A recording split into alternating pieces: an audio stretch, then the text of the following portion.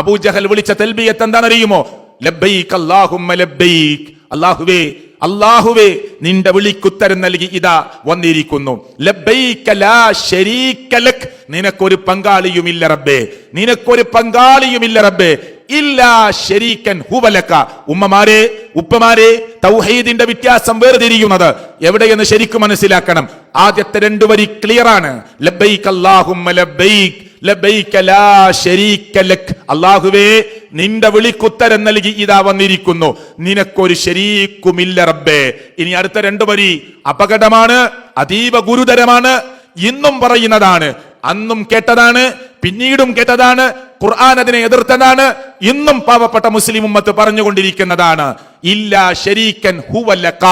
പങ്കാളിയുണ്ട് നിനക്ക്, ആ പങ്കാളി നിനക്കുള്ള പങ്കാളിയാണ്, നിനക്കുള്ള പങ്കാളിയാണ്. തംലികുഹു വമാ മലക. തംലികുഹു വമാ മലക. അതിന്റെ ആശയം എന്താണ്? നീ കൊടുത്ത കഴിവിൽ നിന്നാണ് ഞങ്ങൾ ചോദിക്കുന്നത്, നിന്റെ അധികാരത്തിലാണ്. ഞങ്ങൾ ആരെയൊക്കെ നിനക്ക് ശരീക്കാക്കുന്നുവോ, ഇബ്രാഹിം നബിയെ ഞങ്ങൾ ശരീക്കാക്കുമ്പോ നീ ഇബ്രാഹിം നബിക്ക് കൊടുത്ത കഴിവിൽ നിന്നാണ് ഞങ്ങൾ ചോദിക്കുന്നത്. ഞങ്ങൾ ആരെയൊക്കെ നിന്റെ മുമ്പിലേക്ക് ശരീക്ക് ഇടയാളന്മാരാക്കുന്നുവോ അവരിലൊക്കെ ഞങ്ങൾ വിശ്വസിക്കുന്നത് അവർക്ക് സ്വയം കഴിവുണ്ട്, സമതീയത്തുണ്ട് എന്ന് ഞങ്ങൾ ഒരിക്കലും വിശ്വസിക്കുന്നില്ല. തംലികുഹു വമാ മലക. നീ കൊടുത്ത കഴിവിൽ നിന്ന് നിന്റെ അധീനതയിലുള്ള ഈ ശരീക്കുകൾ, നിന്റെ ഉടമസ്ഥതയിലുള്ള ഈ ശരീക്കുകൾ, നിന്റെ അധികാരത്തിലുള്ള ഈ ശരീക്കുകൾ അവരാരും റബ്ബേ അല്ലാഹുവാണ് എന്ന് ഞങ്ങൾക്ക് വാദമില്ല. നിന്റെ എല്ലാ അർത്ഥത്തിലുമുള്ള കഴിവുണ്ട് എന്ന് ഞങ്ങൾക്ക് വാദമില്ല, നിന്നെ പോലെ എന്ന് ഞങ്ങൾക്ക് വാദമില്ല. മറിച്ച് നീ കൊടുത്ത കഴിവിൽ നിന്ന് സഹായിക്കുമെന്ന് വിശ്വസിച്ചുകൊണ്ടാണ് അബൂജഹലാണ് പറയുന്നത്, അബൂലഹബാണ് പറയുന്നത്. അങ്ങനെ സഹായിക്കുമെന്ന വിശ്വാസമാണ് ഞങ്ങൾക്കുള്ളത്. ഇതുണ്ടോ? ഇത് ഇമാം മുസ്ലിം ഉദ്ധരിക്കുന്ന ഹദീസാ. ഖുർആൻ കഴിഞ്ഞാൽ ഏറ്റവും സഹീഹായ ഹദീസിന്റെ ഗ്രന്ഥങ്ങൾ ഒന്ന് ബുഖാരിയും ഒന്ന് മുസ്ലിമുമാണ്. ആ മുസ്ലിം, ഇമാം മുസ്ലിം റഹ്മത്തുള്ളാഹി അലൈഹിയാണ് ഈ തൽബിയത്ത് ഉദ്ധരിച്ചിട്ടുള്ളത്. വ്യത്യാസം ഒന്ന് എന്താണ്? ലോകത്തിന്റെ രക്ഷിതാവായ റബ്ബിനോട് അവർ പ്രാർത്ഥിച്ചിട്ടുണ്ട്. ഉംറ ഹജ്ജ് കർമ്മം പോലെ അവർ കർമ്മങ്ങൾക്ക് വേണ്ടി വന്നിട്ടുണ്ട്. അള്ളാഹുവിനോട് അവർ നേർച്ച വഴിപാടുകൾ നടത്തിയിട്ടുണ്ട്. ആര്? അബൂജഹൽ അടക്കമുള്ളവർ. മക്കയിലെ മുശ്രിക്കുകൾ അള്ളാന്റെ പേരിൽ നേർച്ച ചെയ്തിട്ടുണ്ട്, വഴിപാടുകളും അർച്ചനകളും നടത്തിയിട്ടുണ്ട്.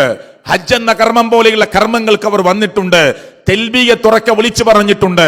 അള്ളാനെ മാത്രം ആരാധിക്കുന്ന കഅബാലയത്തിന്റെ മുറ്റത്തേക്ക്, മതാഫിലേക്ക് അവർ കയറി വന്നിട്ടുണ്ട്. ലോകത്തിന്റെ രക്ഷിതാവായ റബ്ബിനോട് കരഞ്ഞു പ്രാർത്ഥിച്ചിട്ടുണ്ട്.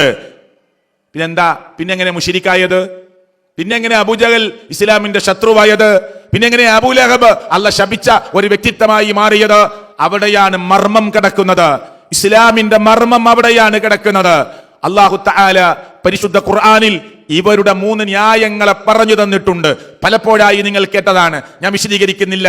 അല്ലാഹു തആല പരിശുദ്ധ ഖുർആനിൽ സൂറത്ത് സുമറിൽ അല്ലാഹു പറഞ്ഞു, മാ നഅബുദുഹും ഇല്ലാ ലിയുഖർരിബുനാ ഇലല്ലാഹി സുൽഫാ. ഇസ്ലാമിന്റെ ജീവനാകുന്ന തൗഹീദിൽ നിന്ന് പാവപ്പെട്ട മുസ്ലിം ഉമ്മമാർ, ഉപ്പമാർ, ജേട്ടാരിയന്മാർ, നമ്മുടെ നാട്ടിലെ കൂട്ടുകുടുംബത്തിൽപ്പെട്ടവർ, ബന്ധുമിത്രാദികളിൽപ്പെട്ടവർ തെന്നിപ്പോകുന്ന, പിടച്ചു പോകുന്ന, തെറിച്ചു പോകുന്ന ഒരു വാദമാണ് ഖുർആൻ പറയുന്നത്. മാ നഅബുദുഹും ഇല്ലാ ലിയുഖർരിബുനാ ഇലല്ലാഹി സുൽഫാ. വളച്ചൊടിക്കാതെ പറയാം. മമ്പുറം തങ്ങളുടെ മുന്നിൽ ചെന്ന് നിന്ന്, ജാറത്തിന്റെ മുന്നിൽ ചെന്ന് നിന്ന് കരയുന്ന ഉമ്മ പറയുന്നത്, ഈ മമ്പുറം ഖബറിൽ കിടക്കുന്ന, ജാറത്തിൽ കിടക്കുന്ന ഈ മമ്പുറം ഉപ്പാപ്പ പടച്ചവനാണ് എന്ന് എനിക്ക് വിശ്വാസമില്ല. അള്ളാഹുവാണ് എന്ന് ഞാൻ പറയുന്നില്ല, റബ്ബാണ് എന്ന് പറയുന്നില്ല. നാട്ടിൽ ജീവിച്ചു പോയ ഒരു മുസ്ലിയാരാണ്, പാവപ്പെട്ട ഒരു മനുഷ്യനാണ്, മഹാവ്യക്തിത്വമാണ്. പിന്നെ എന്താ പ്രത്യേകത? നമ്മളെ പോലെയല്ല, അവർ വലിയ ഉയർന്ന ദറജയിലുള്ളവരാണ്, അല്ലാഹ് ഇഷ്ടപ്പെട്ടവരാണ്. നമ്മൾ ദോഷികളാണ്, നമ്മൾ പാപികളാണ്, നമ്മൾ തെറ്റു ചെയ്തവരാണ്, നമ്മൾ അള്ളാഹുവിൽ നിന്ന് അകന്നു നിൽക്കുന്നവരാണ്. ഈ കിടക്കുന്ന ആളോ അള്ളാഹുമായി അടുത്തവരാണ്. അതുകൊണ്ട് എന്റെ പ്രശ്നം ഞാൻ ഇവന്റെ മുമ്പിൽ വെക്കുമ്പോ, ഇവരുടെ മുമ്പിൽ വെക്കുമ്പോ, തങ്ങളുടെ മുമ്പിൽ വെക്കുമ്പോ, ബീവിയുടെ മുമ്പിൽ വെക്കുമ്പോ, ഈ കബറാളിക്ക് മുമ്പിൽ വെക്കുമ്പോ എന്റെ പ്രശ്നം അള്ളാഹുവിലേക്ക് ഇവർ പറയും, നമ്മൾ ഇവരെ ഇടയാളന്മാരാക്കുന്നു, ഞങ്ങൾ ഇവരെ ആരാധിക്കുന്നില്ല. ആര് പറഞ്ഞതല്ല? കേരളത്തിലെ മുസ്ലിങ്ങളായി അറിയപ്പെടുന്നവർ പറഞ്ഞതല്ല, അന്നത്തെ മുശ്രിക്കുകൾ പറഞ്ഞത്. ഖുർആൻ നമ്മളോട് പറയുന്നു, മാ നഅബുദുഹും ഇല്ലാ ലിയുഖർരിബുനാ ഇലല്ലാഹി സുൽഫാ.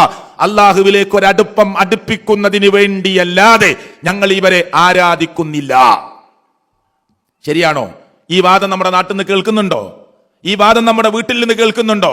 നമ്മുടെ വല്യമ്മ പറയുന്നുണ്ടോ, മോനെ ഷിഹാബേ എനിക്ക് എത്ര വയസ്സായടാ? ഇത്ര വയസ്സായി. എടാ എനിക്ക് ഇത്ര വയസ്സായി. എന്റെ ഉപ്പ ദർസിലോദിയൊപ്പയാണ്. എന്റെ വല്ലിപ്പ ദർസിലോദിയ ഉസ്താദായിരുന്നു. അവരൊക്കെ ഞങ്ങളോട് പറഞ്ഞു തന്നത് നമ്മളൊക്കെ ദോഷികളും പാപികളും തെറ്റിയവരുമാണ്, ഇവരൊക്കെ വലിയ മഹാരഥന്മാരാണ്.